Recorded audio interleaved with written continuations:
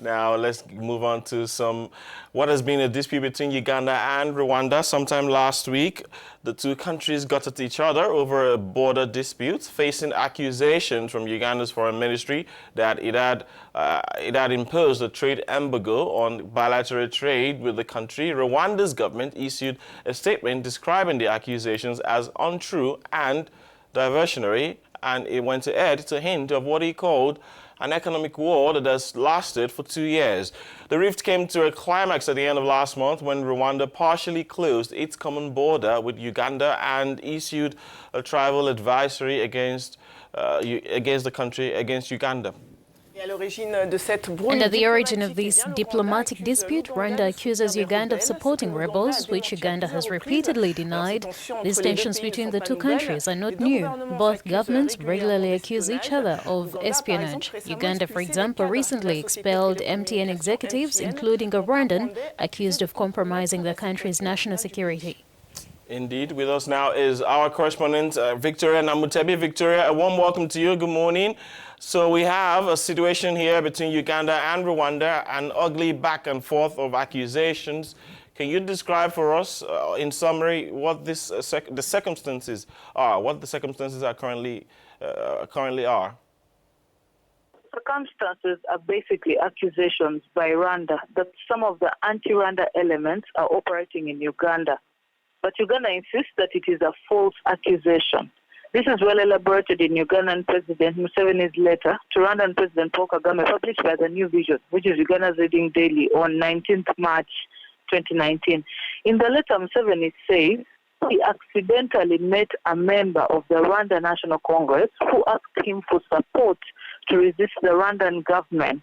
However, in his response, he assured the lady who had approached her that Uganda cannot support RNC because whatever was happening in Rwanda was an internal matter of Rwanda, and that according to the stand of the African Union, interfering in the internal affairs of sister countries is wrong because outsiders cannot understand situations of sister countries well. Then the other claim was that Rwanda nationals had been detained in Uganda without any charge. But the Uganda government spokesperson of Fondo said that there is no Rwandan in police custody outside the jurisdiction of the law, stressing that any Rwandan in custody has been processed through the police system or the judicial system. So trade between the two countries has been restricted for nearly a month, and the economic consequences are already being felt. Is that so? Well, for now, the economic consequence is not being felt that much in Uganda.